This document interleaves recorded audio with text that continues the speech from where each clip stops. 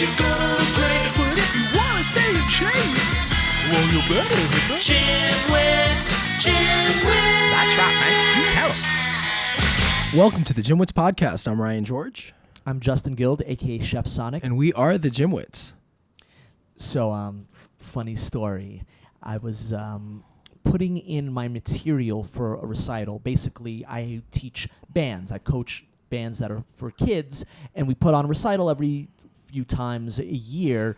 So to the school that I work with, I was giving the material, the songs that the kids were playing. Mm-hmm. And there is a secretary in the office that was typing the information. So I was telling her, all right, so they're playing Sweet Child of Mine, Even Flow, songs like that. And she was like, okay, but who are the bands? And I'm like, oh, God, I am so old.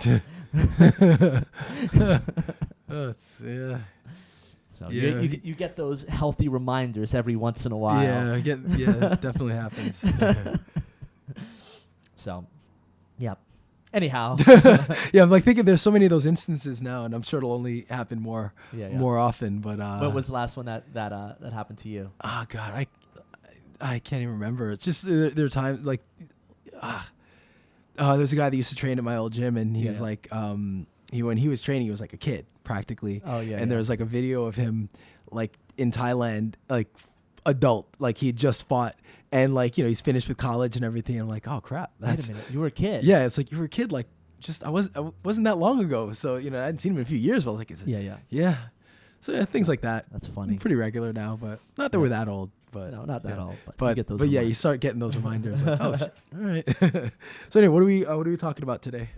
So we have a really cool episode today, and it's about the different assumptions with fitness, whether either at the gym or fitness in general, maybe a little diet stuff, just those types of things in general. And there's a lot of them, and they're not good to have. Yeah. I find that people make assumptions in general in life. It's something that I actually feel that I'm good at not doing. Mm-hmm. I don't assume very much. I learned at a young age, what happens when you assume. Mm-hmm. And I've made some real bad blunders because of that. So I try never to assume, and I always think of that statement when I make that. So what's our first so the first one is teaching or coaching beginners. Oh, yeah. So beginners coaching beginners. So there's a common, like a lot of times, and I've seen this in many different settings where, like, let's say you have a trainer or a coach. I see this all the time too. I guess training, it's tricky with any of these because everybody's a beginner at some point. So everyone has to start somewhere with coaching or teaching. But if you're teaching something that requires skill, or if you have a coaching staff,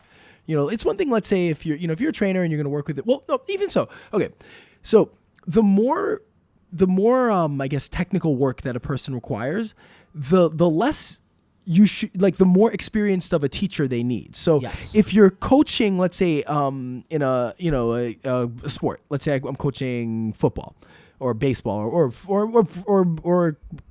kickboxing, right?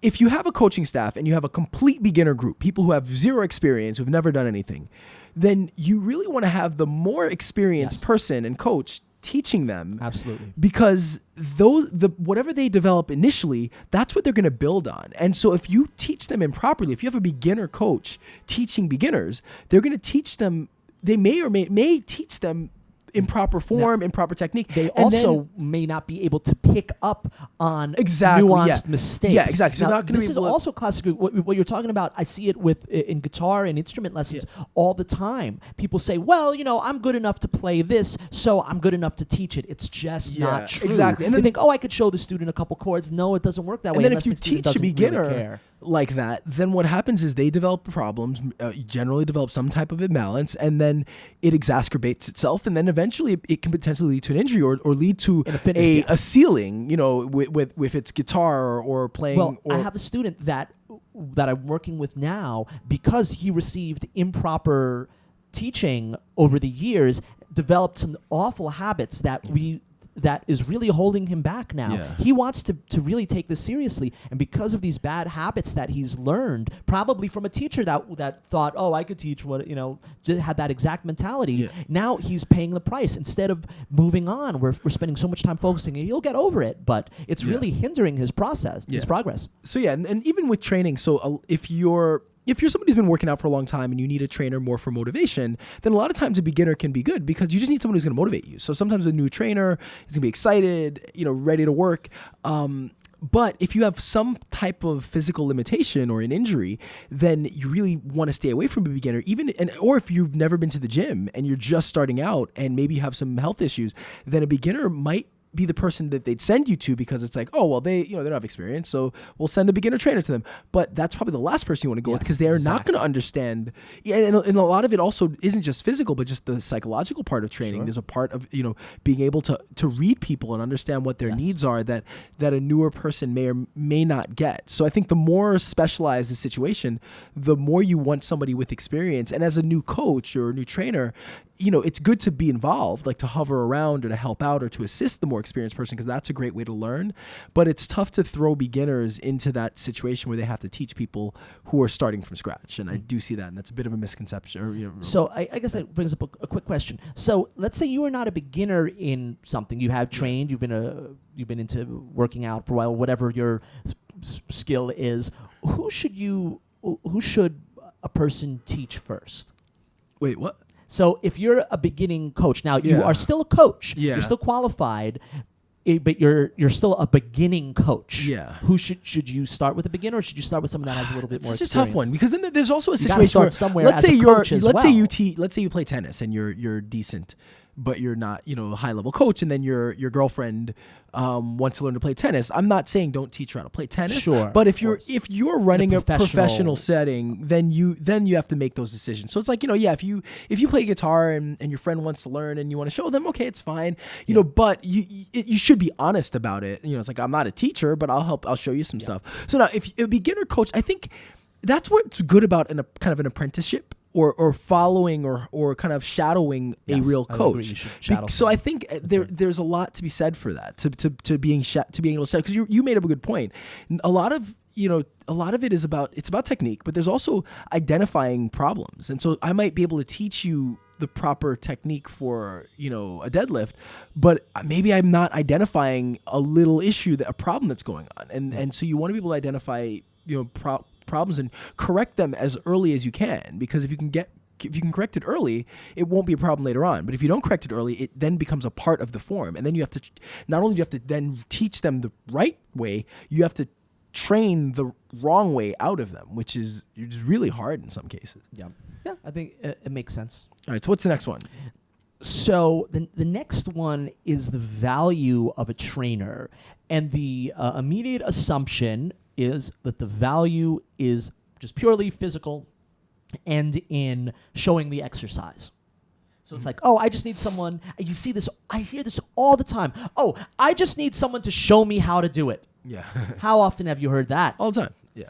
Why? Because they think that the value in a trainer is teaching them the technique or teaching them how to use the machine or whatever it is. And it certainly is value in that. Yeah. We're not debating that. But is that the only or the real value in a trainer? Yeah, no, there's not. There's a number of things, and the reason... It's the main reason people train. Well, there's a lot. I mean, there's not majority. It varies, because I think a lot of people do train because it's almost like it's like a magic pill, like this, or that it'll kickstart them, it'll motivate them. That's the reason. The real value in a trainer is being able to understand people and read people and identify what. So a bad trainer will give you what they think you need. A good trainer is going to give you what you think you need, and a great trainer is going to be able to identify what really is deep seated, and help extract that and pull and guide you in the right direction. So the challenge is, again, like if you say I want to lose 50 pounds and get ripped, that's your goal. My goal for you might be, I just want you to walk around the block. But the real thing is, like, figure out what's the underlying reason why you have that goal, and then make things more reasonable, like find a middle ground. So the real value in a trainer is being able to read people and understand what they're really looking for and what they want. And now the added value is motivation and the exercises and teaching them the right thing. But at the end of the day, most people that I work with, when I start training them, their goals get modified because whatever their original goal is, why they called me, there's some real, what they think is what they tell me is the real reason. There's some deeper meaning. So, I had this issue with somebody that I work for where they saw they saw the value as me assessing and reassessing and working them out, and and then they would cancel appointments because they were, say, oh, this person's not doing the workout, so why don't we wait? And it's like, no, the value for me is I've got to figure out why they're not working out. And that means I got to see them. I have to talk to them. Don't not schedule me because they're not working out. That's the worst thing you can do. The most important thing and the most value for me in this specific situation was I got to figure out what they're doing and why they're not working out. Because they'll say, "Oh, well, work's really busy," but that's usually not it. Work's always busy. There's always an excuse. So it's what's the reason. You really think that the value of a trainer is in understanding their client, and then being able to ultimately design the right program, keep them motivated, keep them on course to achieve the different goals that have been set for a good trainer, yes. And everybody's different. Exercise. For some people it's just I just need somebody to babysit me. Yep. For some people it's I need a program that I'm going to be able to sustain for the rest of my life. For other, everybody's got a different the value goal. of the trainer to so be the able value to of the see trainer that is read that and be able to execute it and modify it and do your best. I mean, it's once again, not it's always easy. the person, Yeah. right? If they're not willing to play ball, you're never going to do it, Yeah. but you have to give them the right tools. Yeah. All right, so here's one that I hear in fitness and in everything.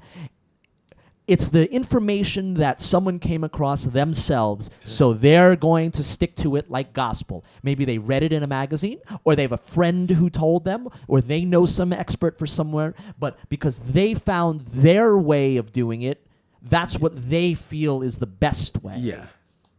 Yeah, that I kind of look at it as like my friend told me, or read it in a magazine kind of excuse. And so we see a lot in fitness, but the reason, I think the source behind that is it's like the easy way to go. It's like it's easy to just fall back on something and say, all right, that's it. I don't need, I'm done. You kind of check out. You don't have to do the real work that's necessary. Well, I have another theory to this one, that the first thing you get exposed to is the one that you often stick with. Yeah. So if you have someone who tells you don't know much about a fitness plan and they tell you this is the plan, right? Because it's the first thing. Now people don't even realize this because it's the first thing that they heard. They're going to stick with it. Yeah. And I also think that there's another layer to it. It's that because they discovered it, they like it. Okay. Yeah. Because I found it. I like this one. Why? Because I found like it. your ego gets involved. There is a little big bit. ego part, and it really has in not just fitness, in so many parts of life.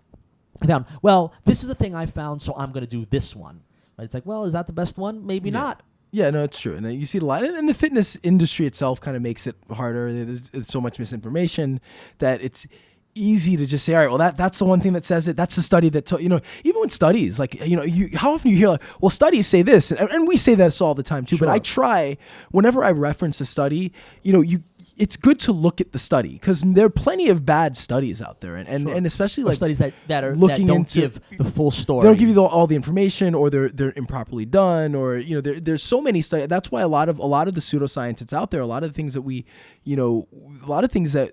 have to that scientists then spend years or decades sometimes debunking is because of bad science that then gets referenced to. So it's important to to look at the source and do your own research, but don't be bogged down. And again, anytime a lot of articles will justify whatever they're saying just by referencing a study, but you could do that with almost anything. Anything I want to say is the case, I can look for a study that verifies that. So you have to look at like, well, who are the subjects? How do they run their tests? Is it peer reviewed? There are a number of most people are not willing to do that, so they just want to hear it easy. what it is and just which stick is easy. with it. I mean, I try not to do it, but it's a very easy thing to do. You find something, you see an article that says, oh, there's a study, and then that's it.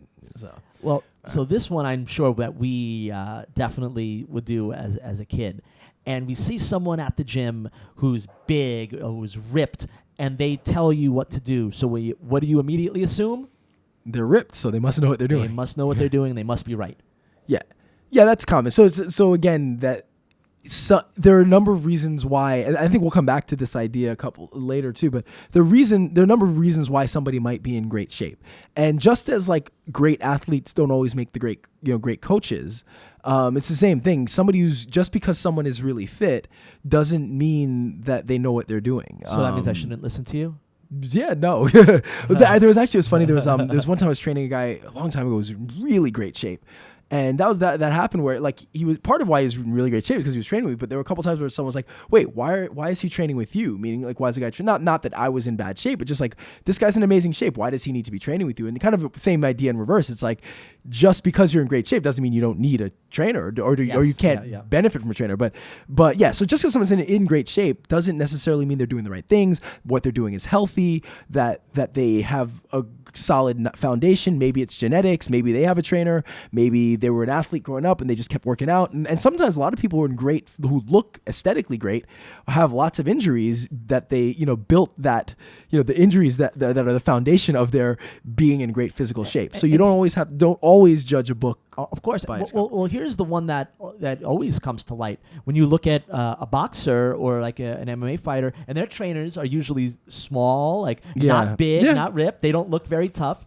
So it's like, well, why is this guy training this guy? Yeah, that's true. So obviously, if the best guys in the world are going to these trainers, there's a reason why. Yeah, exactly. And it's not because they're big and ripped. It's because they know what they're doing. Yeah, so you want to be, it's like a knowledgeable person will be knowledgeable because what they know. Again, I brought this up before, but one of the best, most knowledgeable trainers I knew was like, an older guy who was kind of very overweight. He smoked, he ate like crap. But if you talk to him, he, it was like talking to an encyclopedia of fitness. Like he just knew everything. Like anything you ask him, he knew, and he could reference studies just off the top of his head. Like he was a brilliant guy and knew really, again, anything you wanted to know, he had an answer, but he did not look fit. He didn't practice that lifestyle. So, and at the same time, I know plenty of people who look, amazing, but if you talk to them, it's like talking, they know what they're doing. Yeah, they have no real knowledge. They just kind of they pick things up, put them down, and they got big. And that was it. Yep. So. All right. So the next one I thought of from a lot of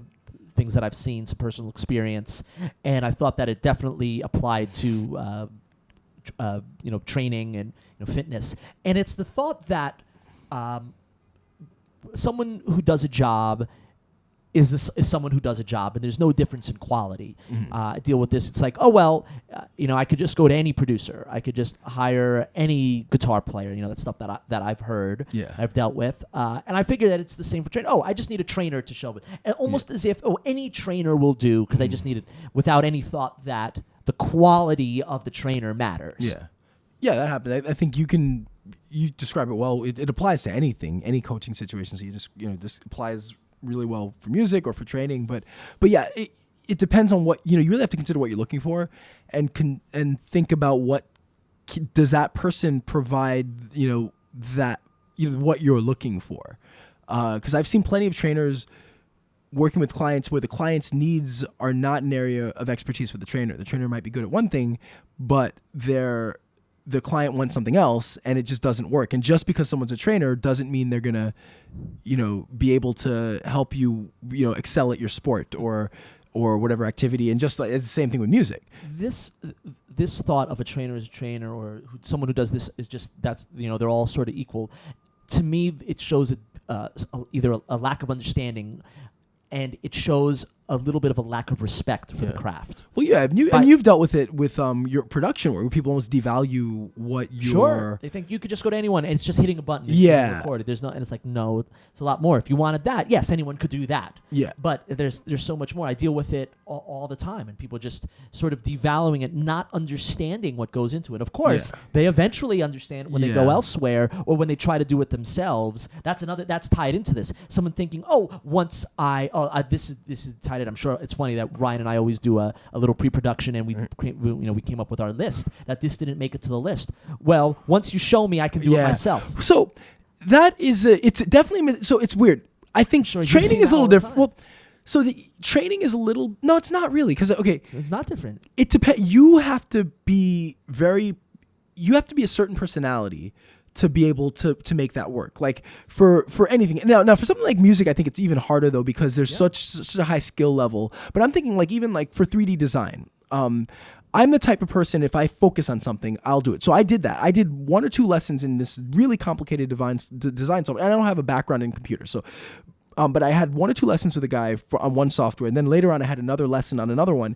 And when I came back to him, he was shocked that I had learned the first thing, because he's like, wait, you only did 2 lessons. Nobody ever continues with it. But the difference is that if you have to be highly motivated to take really that one lesson and extrapolate on it and do all the work that you need to do to really get it. So same thing with music. Like maybe you give somebody the tools to begin to figure it out, and then they go out and they go on YouTube and they figure it out and they practice and they practice and they practice and they get it. But most people aren't like that. So yeah, so I get that. Think they just show me once and then I can do it. And it's hard as a professional because so I get that a lot where people will say, I just need a couple sessions. I need a program, and then I'll be able to do it on my own.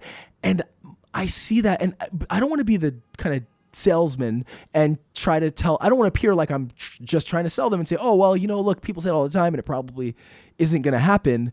But that's really the case, unfortunately. Here's the fact of the matter. If after 2 or 3 sessions someone is able to do their own plan and stick with it, what does it mean? What? They didn't need it in the first place. No, that's not true. That's what I think. I think if you're good enough with everything where you can just do 2 things and just take it from there, right? The only way that really makes sense is if you have a real base of knowledge to begin with. And in that case, I don't think you really need the 2. So for some people, okay, the training might unless it's for a motivation just to get you started. So let's say somebody wants a program. Maybe they can do it themselves, or they get the or they don't want to do the research. So you just get a trainer who will do that work for you. So the trainer is basically them doing that busy work that they would otherwise have to spend time. Separate thing. That's not doing sessions. That's hiring someone to do a job. Yeah. So in that way, that's what sometimes you'll get people that they want the program, and they just don't want to go through the work. But then that's a one-off thing. Yeah. It's like it's way different. But for most people, when I hear that, it's like I'm not going to sit there and try to sell them and say, look, it's probably not going to work. But it probably isn't going to work because it's hard to go. So you're what does it go back to? So now in most of the cases, it goes back to a devaluing of the craft, thinking that fitness is just something you can do. You could just do the machines, or you could just do the weights, and you'll be fine without realizing there's a lot more that goes into it. I think the key there, and what I try to do with somebody in that situation, is I try to really make sure that they understand the amount of work that does go into it. That it sounds good. It sounds great to say, okay, because for some people it's just that they don't know what they're doing, or they don't, like, not in a bad way. They just don't. They don't have a reference point, and they just kind of are doing. So for some, it's like I just don't know what to do. I need something structured. Yeah. So you give them something structured, but there's the second part, which is really is your life structured to then fit the program. Because like there are some people who you don't even realize. I will say there are some people I know that have benefited from this, where they work out regularly. They go to the gym 4 or 5 days a week, but they just don't have any structure to their program. So they do, if by giving them the structure, they do follow it. So it's not that it doesn't always happen. But they already have a base of knowledge. Or a base of, I wouldn't say knowledge as much as a base of consistency in the gym. Okay. So like that does definitely happen, right? But if you're somebody who doesn't go to the gym and you think, okay, I just need somebody to set up my program and then that'll get me going, that's where it doesn't work, because it's more than just the program that's your problem. The problem is finding the time and the consistency and the putting in the effort to go into the gym. All right. So the next one is the bad analogy. Okay, right. So this happens just in life. We see it, I see a lot of bad memes where a lot of memes are hilarious, but then sometimes like they're done with just a bad analogy. And so basically when we talk, like, not to get too deep in philosophy, because I wouldn't do it justice anyway, but like, a bad analogy, basically when you make an analogy, like a strong analogy has to have a lot of parts that connect. So like if I'm making an analogy, whatever I'm making the analogy to should have enough things that kind of it has in common. Like the more things the two things have in common, the better the analogy. And often you'll see in bad analogies will take 1 or 2 things that are in common and then create the analogy based on that. But under real scrutiny, it's like, wait, that doesn't work. It doesn't make sense. And so there were a couple that we see a lot. There were a couple that we see a lot, but a couple that I saw. One guy recently I heard was trying to talk about. Now I'm a meat eater, so I wasn't against this person, but he was against vegans and vegetarians, and his argument was, he was like, well, lions are animals, right? And they eat meat, and we're animals, so we eat meat. So in this case, lions are animals and they eat meat, and we're animals, so we should eat meat. And our ancestors, they had to eat meat. They weren't vegetarians and vegan, so we need meat. We need lots of meat. And it was like that's just a bad analogy. Like, lions lions are animals and they do eat meat, but Well, I think there's another thing in there that there's an underlying to we're trying to compare us to lions. Yeah. These mighty. So there are a couple creatures. bad analogies there. So first, it's like, yes, trying to, exactly. There is that part to it, but then it's like, but that's where a lot of the analogies end. Like lions don't have a society, they don't have computers, they don't have agriculture. They're not nearly as intelligent as we are. Yes. So there are all these things like the analogy breaks. Not to mention that and then the second part that he was making, And that's all they eat is meat. the And they're second bred to analogy. do it. So he actually made two analogies there. here. So he made the analogy with lions. Then he made an analogy with our ancestors, that our ancestors were meat eaters. So why can't we? And it's like, yes, but we eat meat, and like for our ancestors, food was scarce, and they were still omnivores. So they ate fruits and vegetables and grains, and there was not the volume of food that we have now. So again, the analogy breaks down because we just live in a completely different society. So if his analogy were to hold, we'd actually say, well, we should be eating less meat, because I'm pretty sure right now in our society, at least, we eat way more meat than our ancestors would have, because it was hard to catch food, and or at least seasonal. And that the ancestors ate more meat during cold times because they could freeze it, and less agriculture, less crops grew during the winter. If you're in a region of that nature, that's typically how it was. People ate seasonally. Yeah, right? You stored up the meat for the winter because that's what you could. Yeah, and I mean, if you no matter how far you go back, it's just that we're in a society where we're so advanced that we have excesses of food and everything, especially in America, which so. So again, it's like the analogy breaks down because it's not the same thing. We don't live in the same world. We're not the same. And now, I'm not advocating for veganism, but I do think we could all probably eat less meat. I think it's just better for the environment. It's better for us. Probably better for our health. There are a lot of benefits to eating less meat. Moral reasons, but you can't. Absolutely, moral reasons, totally. But you can't make that. But again, it's bad. And then the final bad analogy. Just about that last thing, and it's funny because the whole analogy doesn't make sense to begin with, because no one ever says that we can't eat meat. He says, well, our ancestors eat meat. No vegan says that we can't eat meat.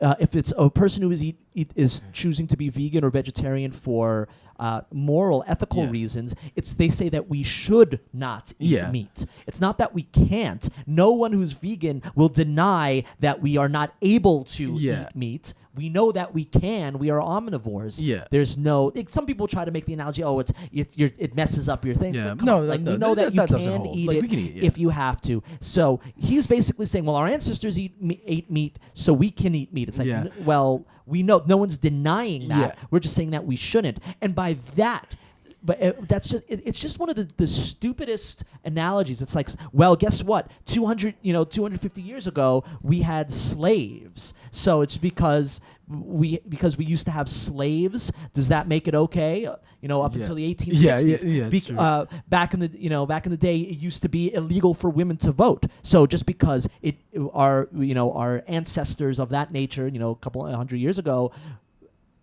does that make it okay? No. It's like the dumbest thing. Just because we used to do this doesn't mean we should. That's the whole advancement of society, is that we get rid of the things that are wrong. Yeah. So then I'll give one more bad analogy because we hear this one a lot, which is gluten. So the way it goes is, okay, so people, we hear a lot about gluten-free diets and everything, is gluten-free is a big thing now. And gluten is Latin for glue. So people kind of will say, oh, well, gluten binds things in your stomach. So it's just, why would you eat that? That's gross. Yeah. And it's like a total, I guess, I don't know how much of a bad analogy is, or just a misunderstanding of the word.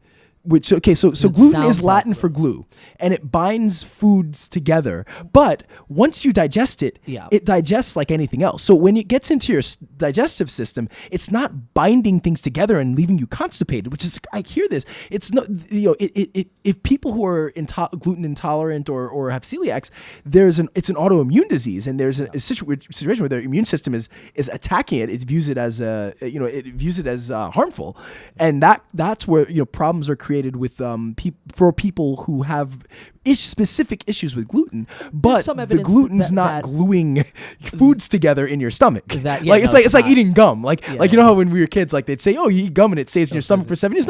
No, the gum breaks down and it goes through your system just like anything else. So that, again, I guess it's not a bad analogy as much as just like a misunderstanding of what how the body works. Well, that there's a few things, and with gluten, like there's some evidence that it causes inflammation, which is also another misunderstanding. People think that inflammation is really bad, and it can be, right? Yes, it can inflame your stomach, it can, or your intestines, or whatever it is. But inflammation is when the immune system attacks something. So inflammation is a very natural thing. It sounds worse than it is, and sometimes it can be bad, but it's sort of just a natural. Yes, some foods are inflammatory, but some foods that are very healthy are inflammatory. So acidic foods are inflammatory, but they're also healthy for you. So I think that's it's a funky statement, and I think a lot of that has to do with this new pseudoscience of food that is not really based on medical or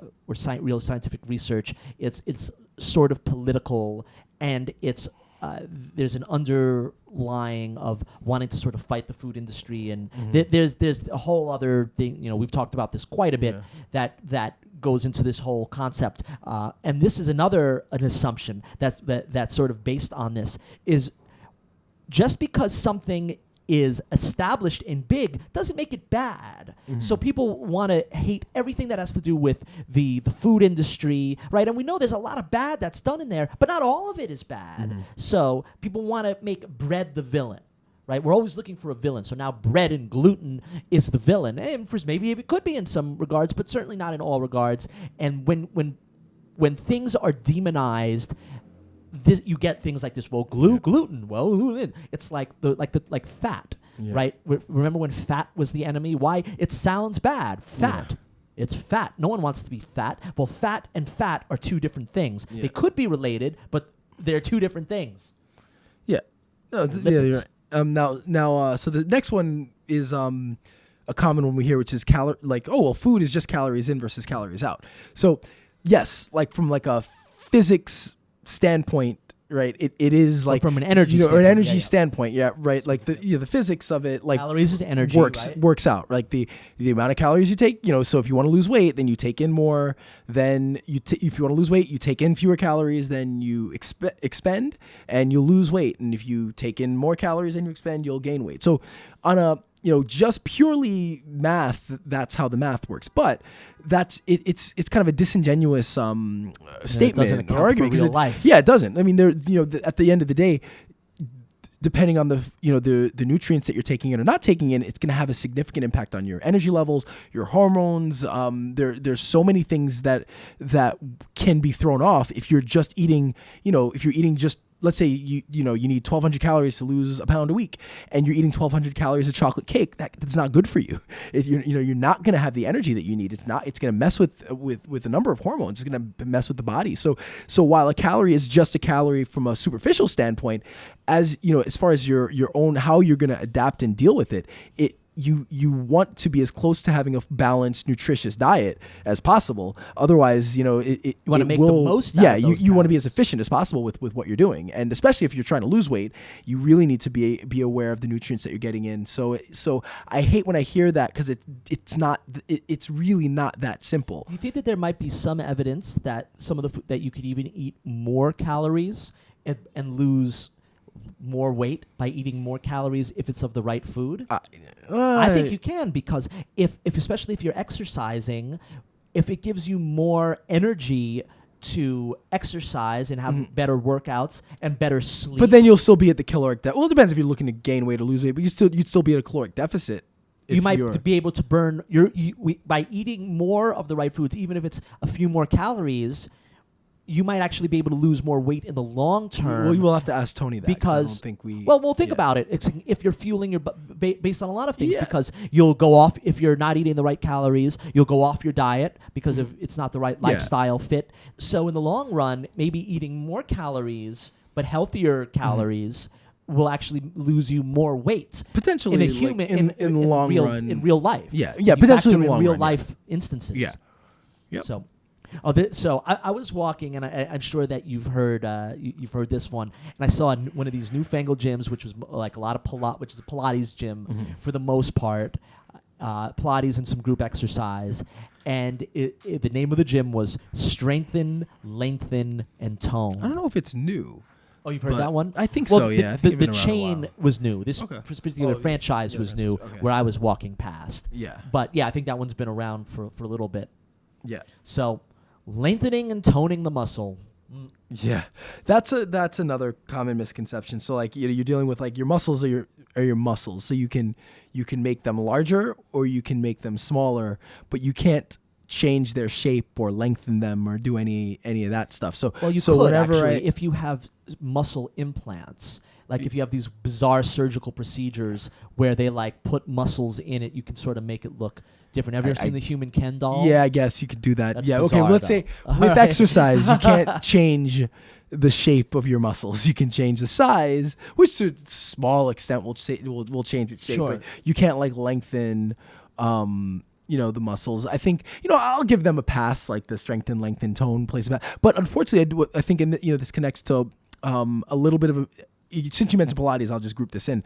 So what I do hear a lot of with yoga and Pilates is that it'll lengthen the muscles. So if lengthen is just your way of saying you'll be more flexible, then okay, that's fine. Right. But if you're saying it as like it'll actually make the muscles longer, no. You can increase the range of motion around a joint, but you can't lengthen a muscle. That's just not going to happen.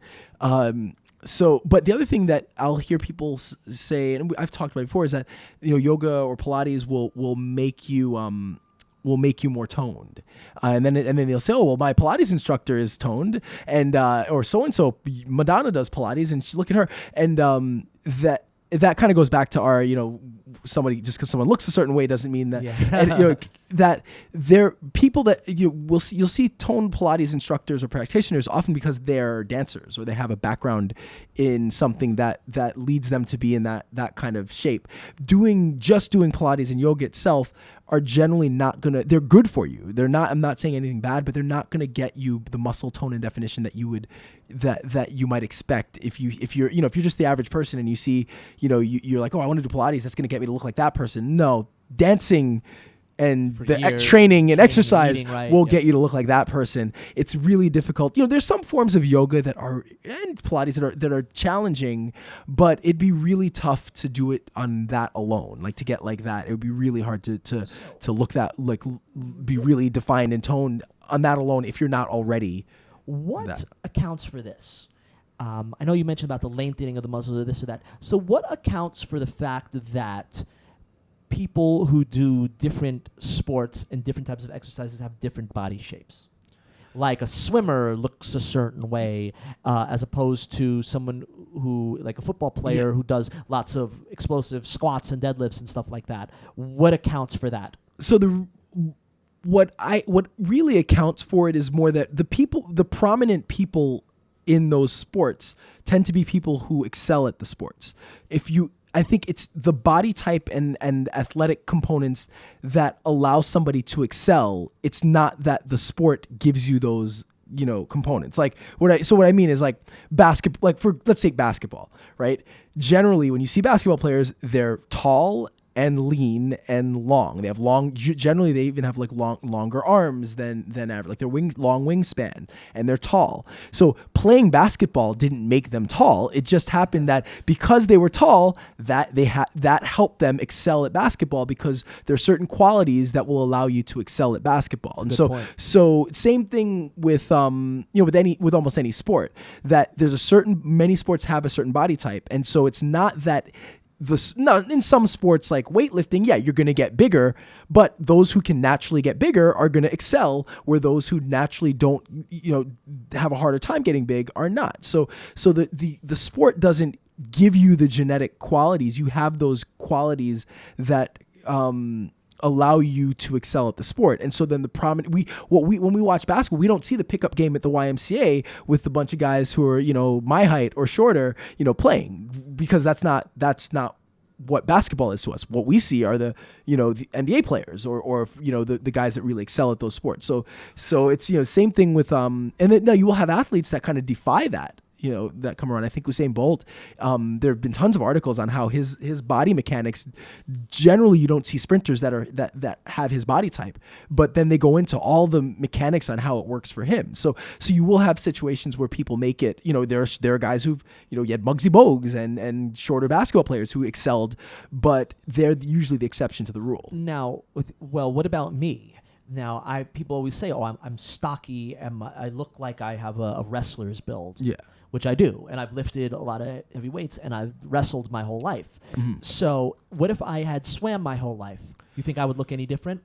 You might, because so again, develop different. So both muscles. It works different. So you have two. There are a couple different. of components. You have what are your genetic capabilities? Like what are you kind of born with and equipped to work with, and then the sport. It will shape your body to an extent. Like if you are a marathon runner, you're generally going to be leaner because you're spending so much time running that you're burning lots and lots of calories, and you're probably not going to be lifting heavy weights because they don't work well together. So you're going to be thinner if you're running. No, I'll give you me as an example. So I do Muay Thai, and so before I started Muay Thai, I would just lifted weights. So after high school, we played like baseball and basketball and stuff like that. So when I was lifting weights, I was really big. I was probably at least 10, 15 pounds heavier than I am now because my natural body type, I'm short and I'm stocky, I'm muscular. So when I started Muay Thai, you'll see the people that excel at that sport are generally taller and leaner. And solid, muscular, but generally like the length and is going to be more important for you than size and strength. So now I'm not built perfectly for that sport. So doing Muay Thai didn't make me tall and long, but I did lose some of that muscular strength because I had this extra strength or extra size that I didn't need. So I lost 10 pounds of muscle that were just unnecessary. Again, so I kind of, my body then adapted a little bit to the sport, where I'm a little bit, I'm thinner, I'm still stocky, I'm still short, but my body did adapt to some extent to meet the needs of that sport, which was, again, I needed better cardiovascular ability. So I don't need all this excess muscle. There's certain components that did get better, but I'm built for explosive like sport. So I'm never like as much cardio as I do and as hard as I train, I'm never going to be a cardio machine. So my weakness is always going to be like I get tired early, sooner than other people that have less muscle mass. So my body type isn't built for that sport, but I've made certain adaptations to meet the needs for that sport. But there's only so much you can do. So that's again. So it's to kind of give you an example of like where some you have your genes and then you're training for that sport, and then you'll go somewhere between the two, depending on what sport you're playing. But so for you, if you decide to be a swimmer, you'd still be stocky. You'd probably be a little bit, leaner, but you'd never have like the ideal swimmer's build. So, I've gotten this one for years, and it's almost always by the people that are enthusiasts of the activity. So people always used to say, "Oh, you do grappling, you should do yoga because that'll help you." Yeah. Or you're doing boxing. Well, you should do this, and that'll help you. And that's just not the truth. Yeah. So this was what we were like saying, like suggesting complementary activities to make a skill better. And so that cross training helps, definitely can help. But especially if you're in the early stages of learning a skill, you only get better at that skill. It's kind of like I'll see people that the kids do this all the time. They're like they play basketball. There are a bunch of kids that I see that play basketball that I work with, and like they're always doing jumping stuff. And they'll this used to happen a lot when we were kids, like calf stuff and jumping around. And it's like I want to be able to dunk. I want to be able to jump higher. And it's like, all right, well, just work on dunking, work on jumping while you're playing basketball, like work on the skill, whatever the skill you want to get better. There are complementary activities that can help, but a lot of it is just work on that skill. Like, even a lot of times when I'm working with like trial students or fundamental students that are not flexible, when it comes to kicking, it's like, oh, I got to do yoga, I got to stretch more. And it's like, yeah, you can stretch, you can do that, but you just got to kick. You got to work on the kicks because there's a transfer, there's like kind of movements, whatever your skill is, any complementary activities will transfer to some extent, but nothing transfers more than actually doing that activity. Yeah. So if I want to kick better, I got to work on kicking higher. Yes. Doing stretches will help minimally, but it doesn't mimic that movement. I think there's a difference also between doing a whole other discipline rather than doing general athletic things like stretching or running. Unless you're trying to be good at running, are just good for you in general and athletically help. But once again, they're not going to help drastically with whatever you're trying to do. Yes, it is good to be in better physical condition, and those will help. And just being in better physical condition will help you with everything. Yeah. Right? But not to the point where you can do yoga and it'll get you better at jiu-jitsu. Yeah. Like it just doesn't work. Yeah, that way. at a high level, it can help you. It can definitely help, and it complements. Level, but nothing. When you beats, already have an incredible skill set, so now you're looking for additional athletic things to really bring. Or another thing that I hear people talk about is they'll want to do let's say they want to. It's like I want to take a class or I want to do this activity, but let me get in shape for it. And it's like no, don't do that. Just start it because there's no getting in shape for it because whatever the activity is its own thing. So don't get in shape to start taking boxing. Go take boxing. Learn the skills. That you'll get in shape by doing that. That's another. Don't get in shape to take the class. Yeah. No, it's like no. Yeah, that we could have added it as its own thing. But yeah, it's like no. Don't get in shape for it. Just do it. If you want to do something, that's learn the the thing activity. that will get you in shape. Yeah, and there's no prepping for it. Now let's say you're you haven't been working out for a long time, and there's a really intense class. Okay, yeah, you got to build up to that. But if it's an activity you want to learn, like go just learn the activity and go for it. All right, so one more, right? The last one, I'm sure we've been guilty of this. I'm sure people have even asked you this at some point. No one's ever asked me that. Well, you know what? Maybe once or twice I've been asked this before. But you see someone big and ripped at the gym. Yeah. What is your what's your assumption about this person? Well, the assumption's always like they're on steroids, right? That's a common thing. I think there's the ego that's involved too. It's like, oh, that guy couldn't have gotten that like on their own. They must be on steroids, and it's an unfair. Some people are just they. Well, I'll say two things to that. One is it's an unfair assumption because some people just are naturally big, but two, doesn't change the amount of work you put in. No matter even if you're on steroids, it still takes a lot of hard work and dedication to be that big or to be that muscular. So to dismiss it as just steroids, as if they just shot themselves up and went to bed and then got huge, that's not fair because even if they did that, it still takes an incredible amount of work to look like that or whatever the sport is. If you're A-Rod, he did steroids, but doesn't change the fact that he was still great. Or Barry Bonds, probably did a lot of steroids, still doesn't change. I mean, I'm not justifying it or trying to rationalize it. I think, it's still not good for the sport, but, it enhances hard work. That's why they're called performance enhancers. Yes. But it doesn't change the fact do the work that for the work you. ethic needs to be at an incredible level to still to get like that. You just can't and I've seen people who thought that and they just inject themselves and in worst cases nothing happened. In the best cases nothing happened. In the worst cases they dealt with extra flab and man boobs and stuff like that. All sorts of other that you don't want to deal with. Don't want. Yeah. So the big guy isn't necessarily on steroids, and even if he is, he's probably working pretty hard.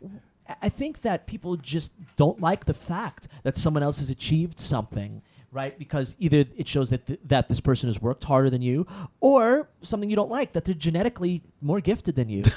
People don't want to feel that either, that someone has some sort of advantage. But guess what? That's life. Yeah. Just as this person might be have better genetics for getting big or being strong than you might have something better than them. Yeah. It's just the way life works. I think it's an excuse. I had this guy at the gym. He was chubby.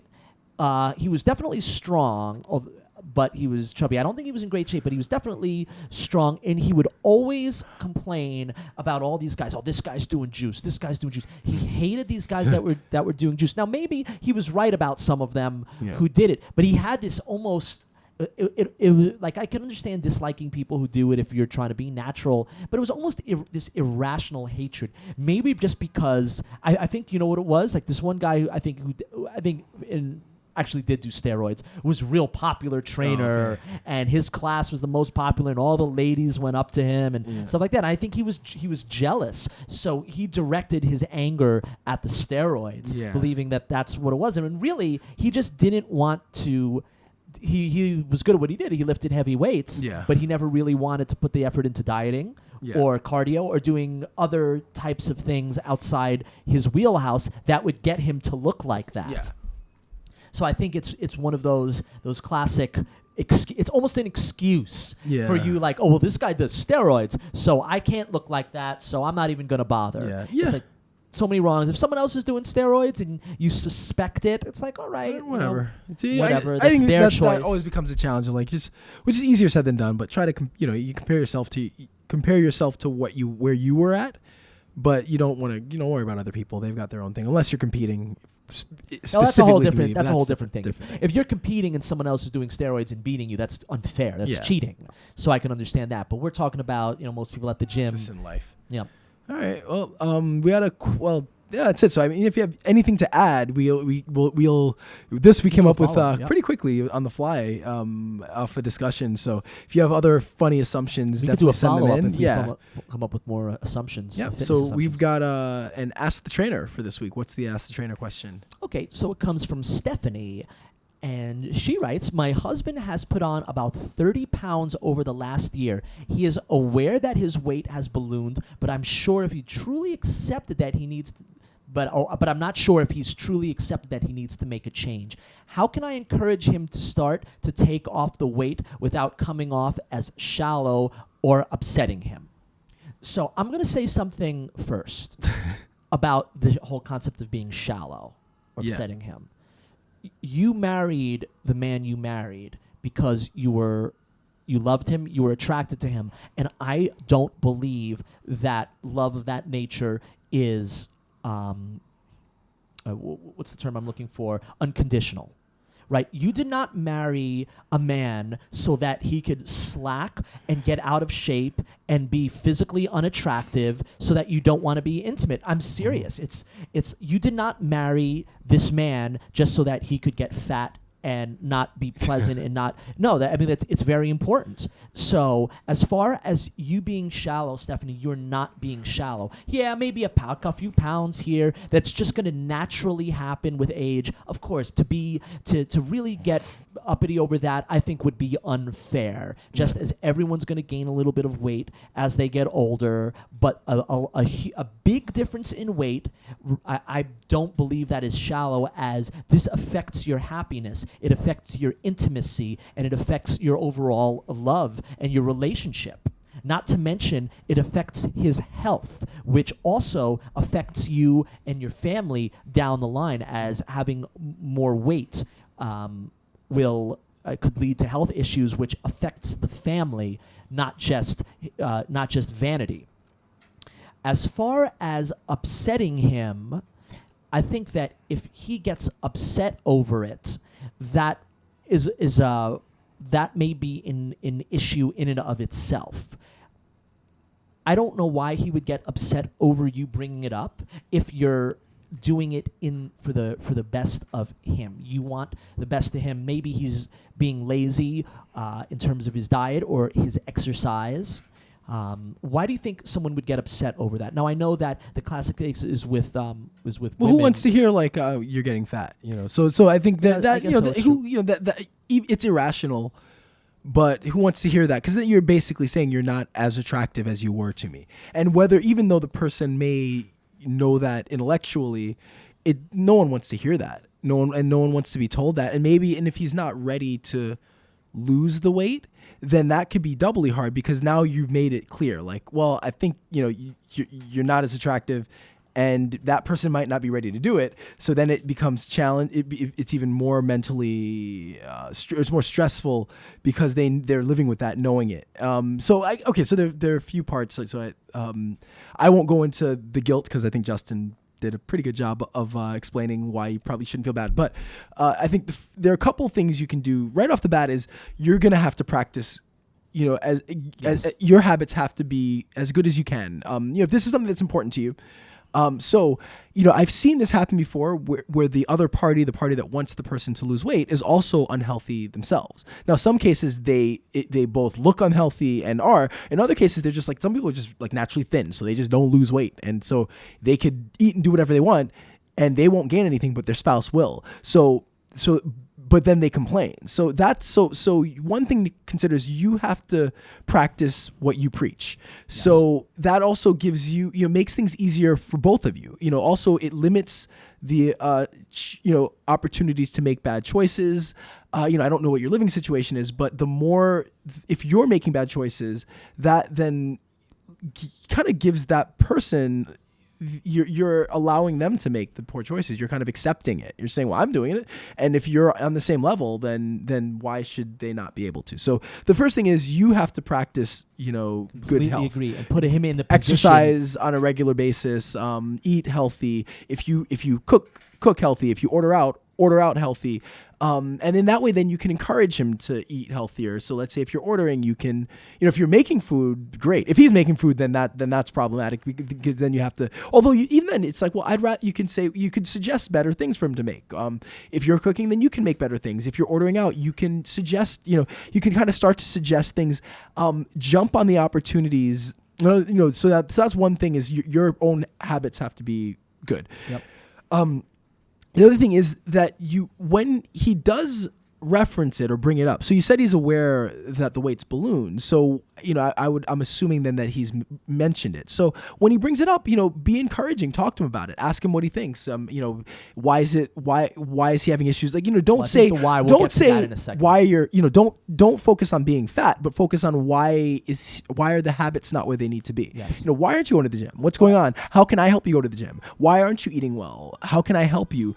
Find kind of use those are little openings that he gives you, but you've got to be kind of judicious in how you have to be direct, but you have to, but again, if the feelings are an issue, again, you don't want to discourage him. So you want to be able to address them in a way that you're helping him and you're working with him and you're not attacking him or being aggressive. You don't want to be aggressive and you don't want to attack, but I don't think you should be willy-nilly about it either. I think you can be very honest and say, I love you, but this is not the man that I married.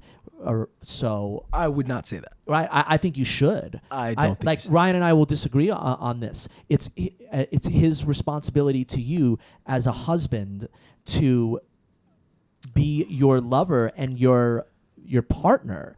And if by lack of responsibility he's not doing that, he's not fulfilling his. There are too many other variables to. Okay, before we get to the reason, which I think is also very important, like that can't be downplayed at all. I think that it's okay to say, hey, you've gained this weight, and I'm here to support you, but it's not acceptable to me. I think that's okay to say. That's what I would do. Now, everyone has their own thing, but I think that by sort of not really by beating around the bush, it doesn't help. Now, you never want to attack. You never want to make someone feel bad for doing it. You certainly should not make him feel bad for doing it, but you can say how it makes you feel, because that is, you're entitled to feel how you feel. So if it's making you feel less attracted to him, you're entitled to say that. Right now, I wouldn't say you're being bad because you did this. Like that, I believe is wrong to do. But you can say how it makes you feel. I don't disagree with you on that. That you should be entitled to say how you feel. But again, this we could go on this forever. But there are so many other variables. So yeah, obviously that's part of it. But maybe there are kids. Maybe there are other stressors. Well, then comes the main point as to figuring out what is causing it. It can potentially become counterproductive. So if you want to encourage him to lose the weight, and if you've tried everything and nothing's working, and the weight's that important to you. So for some people, maybe it's not that. So everyone's different. So if, like, let's say that Stephanie's, her focus is his health. It's not as much about Okay. him being physically attractive or physically unattractive. It's the health that bothers her. Then that's different from somebody who the primary thing, like health, it's like you have to weigh how important are certain things and what battles do you want to fight. So in this case, it may be counterproductive to say that, because that might be hurtful to him. And again, it's not logical, it's not rational, but nobody wants to hear that. So you have to decide, do I want to kind of encourage him and